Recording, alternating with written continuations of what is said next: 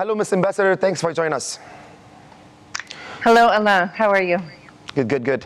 Who exactly extended an apology to you on behalf of the Lebanese government? Because according to the Minister of Information, Mana Abdel Samad, the Lebanese government did not extend any apology to you.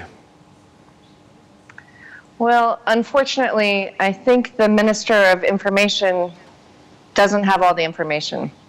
I'm going to let the government speak for themselves, but I can assure you and your viewers that I was contacted yesterday afternoon by a very high-ranking and well-placed official in the Lebanese government. And this official expressed apologies, conveyed that this ruling did not have proper standing, and that the government would take the necessary steps to reverse it. Do you think that your statement, being straightforward, are actually hurting Hezbollah for such an unprecedented step to be taken? Well, as I mentioned in my interview with Al-Hadith a few days ago, Nasrallah's threatening language was inappropriate and it seemed very defensive.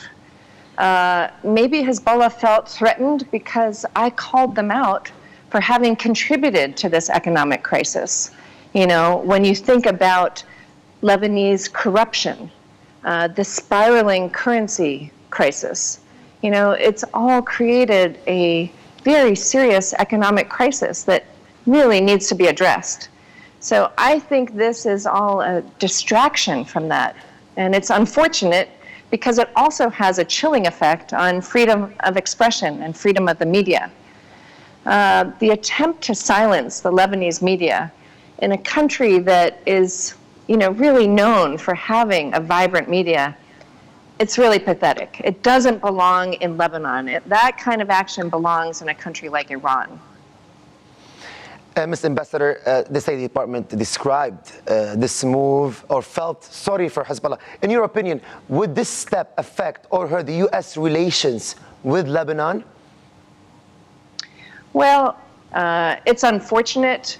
And, you know, as I was saying, because I think it has implications for the Lebanese people, which want to hear the full range of views. And they can draw their own conclusions if we have a civilized debate, you know, absent, you know, violence and threatening language. But unfortunately, I think because of this action, Lebanon is going to have a bit of a black eye reputationally because the international media just got all over this.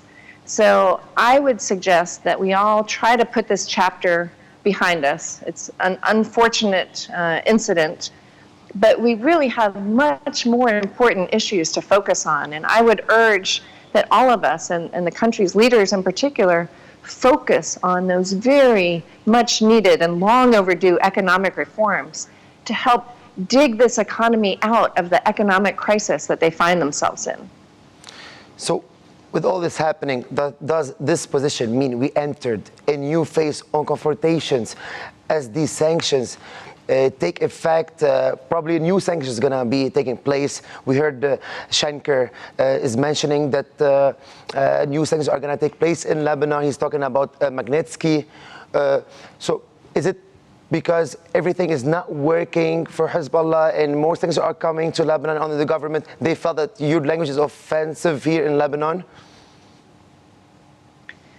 I don't know what Hezbollah's motivations are, and I don't see any real connection with U.S. sanctions, which are quite targeted, whether you're talking about sanctions that go after terrorist organizations. We've recently been talking a lot about the Caesar Act. These are sanctions not targeted at the Lebanese people, but at the Assad regime in Syria to try to deprive them of the resources to perpetuate this campaign of violence against the civilians in Syria. And Assistant Secretary Schenker has also talked about the Global Magnitsky Act. And this is not limited to Lebanon. It's a worldwide set of sanctions to go after those who are grossly corrupt. Now, there may be some people in Lebanon who could be candidates for being designated under the Magnitsky Act. And I would imagine that they could very well across the political and sectarian spectrum. But we'll have to see what happens on that. Yes, Ambassador in Lebanon, thank you so much for your time. Thank you, Allah. Thank you.